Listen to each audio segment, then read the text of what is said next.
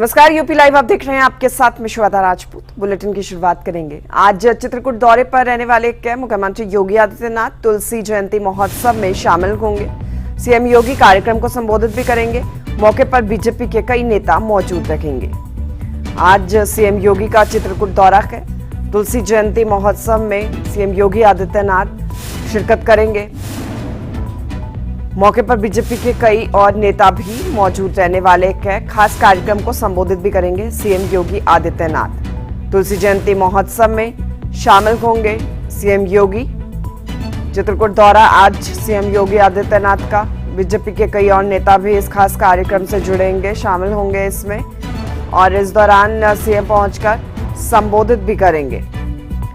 चित्रकूट दौरा है आज सीएम योगी आदित्यनाथ का, और इस दौरान संबोधित करेंगे सीएम। तुलसी जयंती महोत्सव में शामिल होंगे सीएम योगी आदित्यनाथ।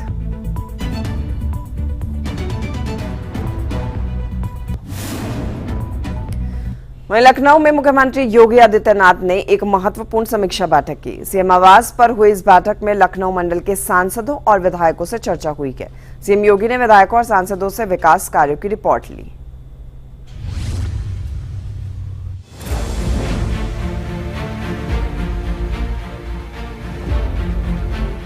लखनऊ में मुख्यमंत्री आवास पर सीएम योगी आदित्यनाथ ने एक महत्वपूर्ण बैठक की है। इस बैठक में लखनऊ मंडल के जनप्रतिनिधियों के साथ एक उच्च स्तरीय समीक्षा की। इस दौरान सांसद और विधायकों के साथ पार्षद भी शामिल हुए हैं। लोक निर्माण, औद्योगिकी, विकास, शिक्षा और बुनियादी ढांचे से जुड़े कई विकास कार्यों पर विस्तार से चर्चा की गई। सीएम ने अधिकारियों को निर्देश दिए हैं कि सभी परियोजना पारदर्शी तरीके से समयबद्ध ढंग से पूरी होना चाहिए। उन्होंने जनप्रतिनिधियों को जनता की आवाज और शासन की नीतियों के बीच मजबूत कड़ी बताते हुए कहा है कि उनकी जिम्मेदारी है कि जनता की समस्याएं सरकार तक पहुंचे। बैठक में सड़क, सेतु, पेयजल और जल निकासी से जुड़ी परियोजनाओं की प्रगति की समीक्षा की गई है। सीएम योगी की लखनऊ मंडल के जनप्रतिनिधियों के साथ समीक्षा बैठक ने विकास का नया रोड मैप तैयार किया है। परियोजनाओं, पारदर्शिता और जनप्रतिनिधियों की जवाबदेही पर जोर से मंडल को विकास के नए कीर्तिमान बनाने की कोशिश की गई है। ब्यूरो रिपोर्ट, सूर्य समाचार।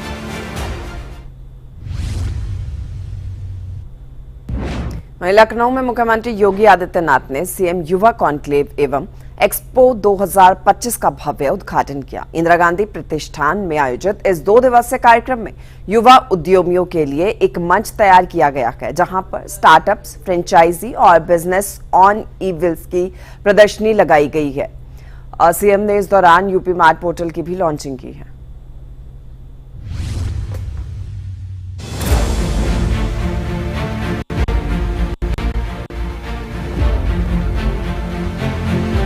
लखनऊ के इंदिरा गांधी प्रतिष्ठान में मुख्यमंत्री योगी आदित्यनाथ ने मुख्यमंत्री युवा उद्यमी विकास अभियान के तहत सीएम युवा कॉन्क्लेव एवं एक्सपो 2025 का उद्घाटन किया। इस 2 दिवसीय आयोजन में युवा उद्यमियों को स्टार्टअप, फ्रेंचाइजी, मशीनरी आपूर्तिकर्ताओं और बैंकों से जोड़ा जा रहा है। सीएम योगी ने इस मौके पर यूपी मार्ट पोर्टल लॉन्च किया, जो एकल खिलाड़ी मंच के रूप में सूक्ष्म उद्यमों को सरकारी योजनाओं जैसे मुख्यमंत्री युवा उद्यमी योजना, ODOP और PMEGP से जोड़ेगा। ऐसी स्कीम जो ब्याज मुक्त है, यानी ब्याज गवर्नमेंट देगी, जो गारंटी मुक्त है, यानी आपको गारंटी नहीं देनी है, आपके अभिभावक को नहीं देनी है, गारंटी भी राज्य सरकार देगी। और इन सब के साथ साथ जितनी आप पूंजी लेंगे उसका 10% मार्जिन मनी का भी लाभ राज्य सरकार आपको उपलब्ध करवा रही है। और इसी का परिणाम है कि 2751 करोड़ रुपए अब तक हमने प्रदेश के उन 68,000 से अधिक युवाओं को उपलब्ध करवाया है, जो नए उद्यमी के रूप में उत्तर प्रदेश के विकास के इस यात्रा में सहभागी बनना चाहते हैं। लाखों युवा उत्तर प्रदेश के अंदर हैं, जो लोग अलग अलग सेक्टर में, अक्सर होता है हम लोग जानकारी न होने के नाते या तो हम नकल करने का प्रयास करते हैं। हमने देखा कोई व्यक्ति इस काम को कर रहा है तो हम भी वह काम करने लगते हैं, हमें जानकारी कुछ नहीं होती। हमारा युवा जब विश्वविद्यालयों में अध्ययन करता है तो विश्वविद्यालय अपने आप में एक टापू बन गए हैं। उनका देश और दुनिया से संबंध एक प्रकार से टूट सा जाता है। उन्हें न सेंट्रल गवर्नमेंट की न ही स्टेट गवर्नमेंट की किसी स्कीम के बारे में, किसी पॉलिसी के बारे में जानकारी नहीं होती। परिणाम क्या है? जब युवा वहां से निकलता है, एक चौराहे पे खड़ा होकर असमंजस की स्थिति में होता है। कॉन्क्लेव में बिजनेस ऑन व्हील्स पवेलियन विशेष आकर्षण का केंद्र है, जहां मोबाइल और स्केलेबल बिजनेस मॉडल्स जैसे फूड कार्ट्स और सर्विस वैन प्रदर्शित किए गए। ये मॉडल कम निवेश और त्वरित शुरुआत के लिए डिजाइन किए गए हैं, जो ग्रामीण और शहरी युवाओं के लिए रोजगार के अवसर पैदा करेंगे। 2017 के पहले उत्तर प्रदेश के अंदर हमें सबसे पहले इस बात को ध्यान में रखना होगा कि उत्तर प्रदेश इस मामले में बहुत समृद्ध रहा है। पहले से सैकड़ों वर्षों से यहां पे सूक्ष्म लघु उद्यम बड़े पैमाने पे थे। कमोवेश हर एक जनपद में, हर एक कस्बे के आसपास उसका एक बहुत अच्छा क्लस्टर पहले से मौजूद था। लेकिन पिछली सरकार उसके महत्व को नहीं समझ पाई। समझती भी कैसे? समझने के लिए उस प्रकार की सोच चाहिए जिन लोगों की सोच केवल परिवार तक सीमित हो, जिन्होंने सत्ता हथियाने के लिए समाज के विभाजन को ही आधार बनाया हो। वे लोग देश की सबसे बड़ी आबादी के उन लाखों युवाओं के बारे में कैसे सोच सकते थे जिनका भविष्य इन सभी स्कीम के अंदर छुपा हुआ था। और यही कारण था कि वे लोग लगातार प्रदेश के एमएसएमई उद्यम को बंद करवाने के लिए उस प्रकार की साजिश का हिस्सा बन गए थे। मुझे याद है 2017 में जब हमारी सरकार बनी थी, तो सरकार बनने के पूर्व उस समय भारतीय जनता पार्टी ने आदरणीय प्रधानमंत्री मोदी जी के मार्गदर्शन में जो अपना लोक कल्याण संकल्प पत्र बना था, उस लोक कल्याण संकल्प पत्र में इस बात का उल्लेख किया था कि सरकार आएगी तो सरकार प्रदेश के परंपरागत उद्यम को प्रोत्साहित करने के लिए एक नई स्कीम को लेकर के आएगी। में जहां हर तीसरे दिन दंगा होता था, सरेराह गुंडागर्दी होती थी, जब व्यक्ति ही सुरक्षित नहीं तो उसकी पूंजी क्या सुरक्षित रहेगी? कोई उद्यमी आता नहीं था, जो था भी वह प्लान करने के लिए मजबूर होता था। ये उत्तर प्रदेश की 2017 के पहले की तस्वीर है। महीनों महीनों कर्फ्यू लगा रहता था। क्या कर्फ्यू के माहौल में कोई उद्यम चलाएगा, व्यवसाय करेगा, काम के लिए बाहर निकलेगा? ये उस समय की स्थिति थी। और जब हमने ओडीओपी लॉन्च की, सबसे पहले इसकी तारीफ की थी, इसकी सराहना की थी प्रधानमंत्री मोदी जी ने कि यही हमने लोक कल्याण संकल्प पत्र में कहा था कि परंपरागत उद्यम को प्रोत्साहित करेंगे। याद रखना, परंपरागत उद्यम का मतलब देश के अंदर और खास तौर पर उत्तर प्रदेश जैसे राज्य में कृषि के बाद सर्वाधिक रोजगार देने वाला कोई क्षेत्र है तो वह है एमएसएमई का क्षेत्र। उत्तर प्रदेश में 3 करोड़ के आसपास किसान हैं। इससे पहले सीएम योगी ने गोरखपुर में जनता दर्शन का आयोजन किया। इस दौरान सीएम योगी ने लोगों की समस्याओं को सुना। लोगों की समस्या का समाधान के लिए सीएम ने अधिकारियों को सख्त निर्देश दिए। इस दौरान योगी आदित्यनाथ ने कहा कि प्रदेश में किसी भी तरह का अपराध बर्दाश्त नहीं किया जाएगा। लखनऊ में सीएम युवा कॉन्क्लेव एवं एक्सपो 2025 ने यूपी के युवाओं में उद्यमिता की नई लहर पैदा की है। यूपी मार्ट पोर्टल और 10 लाख युवाओं को ऋण की योजना आत्मनिर्भर भारत का सपना साकार कर रही है। ब्यूरो रिपोर्ट, सूर्य समाचार। और चलिए अब मेरठ का रुख कर लेते हैं। मेरठ से एक बड़ी खबर सामने आई है। पुलिस और बदमाशों के बीच में मुठभेड़ की खबर है। मेरठ में पुलिस और बदमाश के बीच में मुठभेड़ हुई है। पुलिस ने 2 हत्यारोपी को गिरफ्तार करने में बड़ी सफलता हासिल की है। मुठभेड़ के दौरान एक बदमाश को गोली लगी। ये जानकारी मेरठ से। घायल बदमाश का इलाज फिलहाल चल रहा है। पुलिस और बदमाश के बीच में मुठभेड़ हुई है। अब आगे की कार्रवाई करने में जुट चुकी है पुलिस की टीम। मेरठ में बदमाश और पुलिस के बीच में मुठभेड़ हुई है। पुलिस ने 2 हत्यारोपी गिरफ्तार किए हैं। हत्या की वारदात को अंजाम दिया गया इनकी ओर से। अब पुलिस की गिरफ्त में है। मुठभेड़ के दौरान एक बदमाश को गोली लगी है। घायल बदमाश का भी इलाज चल रहा है।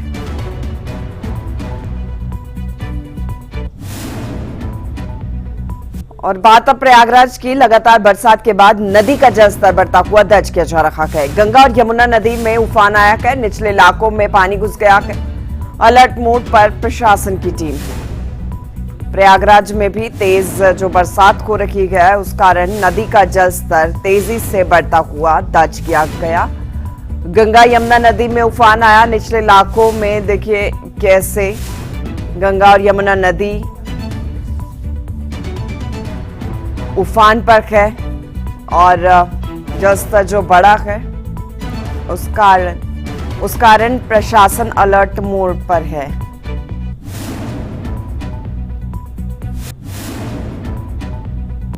ऑपरेशन सिंदूर पर मंगलवार को लोकसभा में चर्चा हुई थी, जिसमें देश के प्रधानमंत्री नरेंद्र मोदी ने हिस्सा लिया।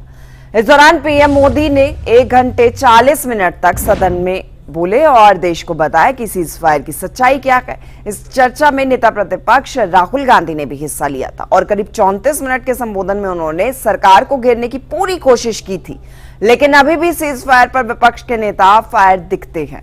देखिए। भारत ने सिद्ध कर दिया कि न्यूक्लियर ब्लैकमेलिंग अब नहीं चलेगा और न ही ये न्यूक्लियर ब्लैकमेलिंग के सामने भारत झुकेगा। पाकिस्तान के एयरबेस एसेट्स को भारी नुकसान और आज तक उनके कई एयरबेस आईसीयू में पड़े हुए। अब हमले के बाद मास्टरमाइंड को नींद नहीं आती। उनको पता है कि भारत आएगा और मार के जाएगा। दुनिया में किसी भी देश ने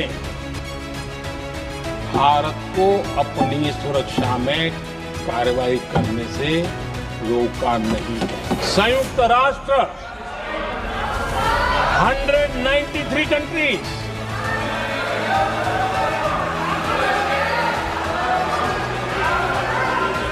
सिर्फ 3 देश 193 कंट्री में सिर्फ 3 देश ऑपरेशन सिंदूर के दौरान पाकिस्तान के समर्थन में बयान दिया।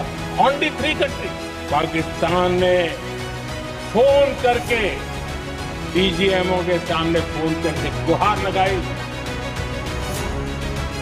बस करो, बहुत मारा, अब ज्यादा मार झेलने की ताकत नहीं है।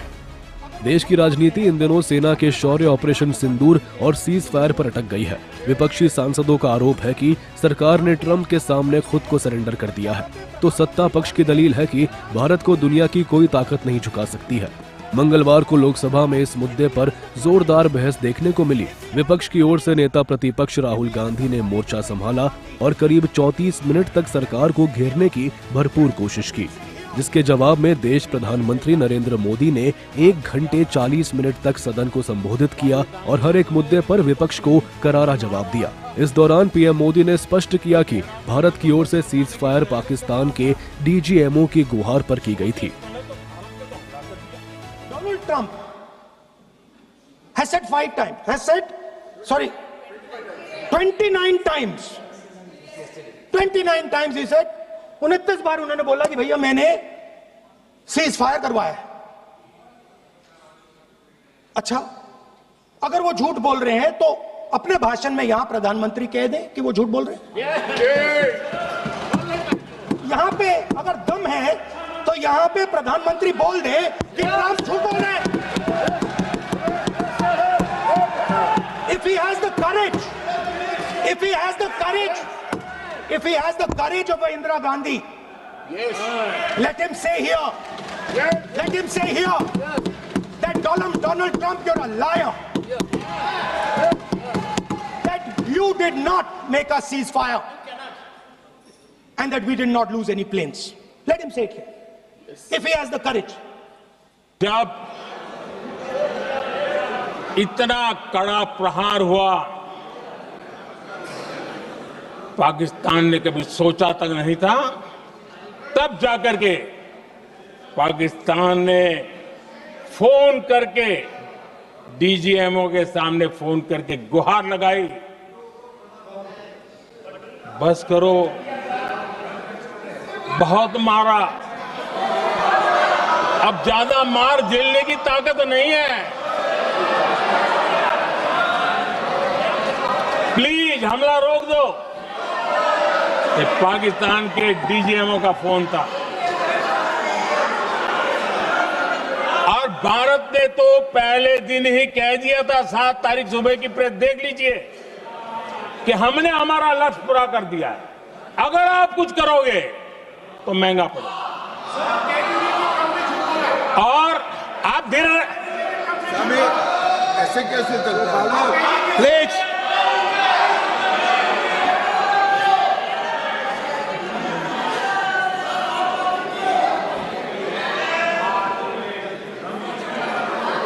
मैं आज दोबारा कह रहा हूं, ये भारत की स्पष्ट नीति थी, सुविचारित नीति थी, सेना के साथ मिलकर के तय की हुई नीति थी, और वे ये थी कि हम आतंक, उनके आका, उनके ठिकाने, ये हमारा लक्ष्य है।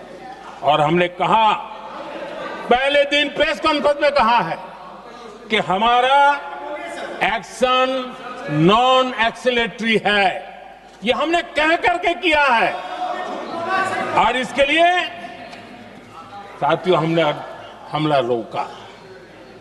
अध्यक्ष जी, दुनिया के किसी भी नेता ने भारत के ऑपरेशन रोकने के लिए नहीं कहा। सीज फायर के मुद्दे पर विपक्ष की अपनी राजनीति हो सकती है, लेकिन पीएम मोदी से लेकर देश के विदेश मंत्री और रक्षा मंत्री राजनाथ सिंह तक सभी ने विपक्ष की मांग पर संसद में खड़े होकर सीज फायर की असलियत से देश को वाकिफ करा दिया है। और इस दौरान आतंकवाद के मुद्दे पर खुली चेतावनी भी दी गई है कि ऑपरेशन सिंदूर अभी जारी है। ब्यूरो रिपोर्ट, सूर्य समाचार। और चले खबरों में आगे बढ़ेंगे।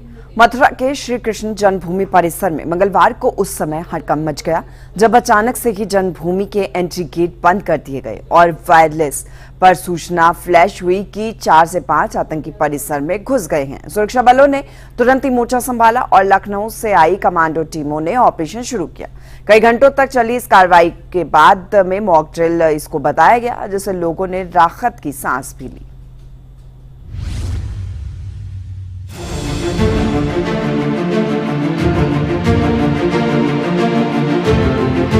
मथुरा के श्री कृष्ण जन्मभूमि परिसर में उस समय अफरा तफरी मच गई जब वायरलेस पर सूचना दी गई कि 4 से 5 आतंकी परिसर में घुस आए हैं। इसके तुरंत बाद जन्मभूमि के गेट नंबर 1, 2 और 3 को बंद कर दिया गया और आसपास के इलाकों को खाली करा लिया गया।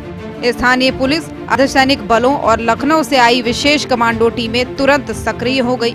कमांडो ने परिसर के आसपास घेराबंदी कर कथित आतंकियों को पकड़ने का ऑपरेशन शुरू किया। कई घंटों तक चले इस ऑपरेशन के बाद पता चला कि ये एक मॉक ड्रिल थी, जिसका मकसद आतंकी हमले जैसी आपात स्थिति में सुरक्षा बलों की तैयारियों को परखना था। मॉक ड्रिल के दौरान जन्मभूमि परिसर के आसपास भारी सुरक्षा बल तैनात किए गए। कमांडो ने परिसर के गेट नंबर 1 और 2 के पास सघन तलाशी अभियान चलाया और मंदिर परिसर को पूरी तरह सील कर दिया गया। इस दौरान लोगों में डर का माहौल रहा, क्योंकि शुरुआत में ये स्पष्ट नहीं था कि ये सिर्फ एक अभ्यास है। आसपास के बाजार, विश्राम घाट, रोड और भीड़ यहाँ जमा हो गई। अधिकारियों ने बताया कि ये मॉक ड्रिल श्री कृष्ण जन्मभूमि की संवेदनशीलता को देखते हुए आयोजित की गई है, ताकि सुरक्षा बल आतंकी हमले या अन्य आपात स्थिति में त्वरित कार्रवाई कर सके। मॉक ड्रिल कई घंटों तक चली। इस दौरान सुरक्षा बलों ने आतंकी घुसपैठ, बंधक स्थिति और त्वरित जवाबी कार्रवाई जैसे दृश्यों का अभ्यास किया। प्रशासन ने बताया कि इस तरह के अभ्यास मंदिर परिसर में तैनात पुलिस कर्मियों और अधिकारियों को संभावित खतरों से निपटने के लिए प्रशिक्षित करते हैं। मथुरा के श्री कृष्ण जन्मभूमि परिसर में मॉक ड्रिल ने सुरक्षा बलों की तैयारियों को परखा। यह अभ्यास संवेदनशील धार्मिक स्थल की सुरक्षा के तहत किया गया है। ब्यूरो रिपोर्ट, सूर्या समाचार। गाजियाबाद में 2025 का सबसे सनसनीखेज मामला सामने आया है, जहां फर्जी दूतावास चलाने वाला कुख्यात ठग हर्षवर्धन जैन पुलिस के शिकंजे में है। नोएडा एसटीएफ और गाजियाबाद पुलिस ने हर्षवर्धन को 29 जुलाई से 2 अगस्त तक रिमांड पर लिया है। कविनगर स्थित उसके आलीशान ठिकाने पर छापेमारी के बाद कई बड़े खुलासे की उम्मीद है।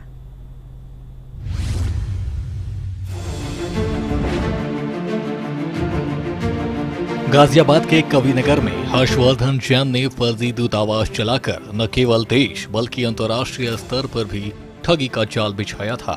22 जुलाई 2025 को नोएडा एसटीएफ ने कविनगर की पॉश कॉलोनी में कोठी पर छापा मारकर हर्षवर्धन को गिरफ्तार किया। वो नटवरलाल खुद को वेस्ट आर्टिका, सोबोर्ग, पोवेलिया और लोडोनिया जैसे काल्पनिक माइक्रोनेशन का राजदूत बताकर लोगों को विदेश में नौकरी और कारोबार दिलाने के नाम पर ठगता था। 29 जुलाई से 2 अगस्त तक की रिमांड के दौरान पुलिस और एसटीएफ उसके ठिकाने पर दोबारा पहुंची, जहां से और बड़ी बरामदगी की संभावना जताई जा रही है। आरोपी हर्षवर्धन खुद को काल्पनिक या माइक्रोनेशन के राजदूत बताकर कई साल से फर्जी दूतावास चला रहा था। आरोपी ने कविनगर गाजियाबाद में एक कोठी किराए पर ले रखी थी। वेस्ट आर्टिका एम्बेसी के नाम से ये फेक दूतावास खोल रखा था। पीएम, राष्ट्रपति और अन्य वीआईपी हस्तियों के साथ मॉर्फ की हुई तस्वीरों का इस्तेमाल करता था।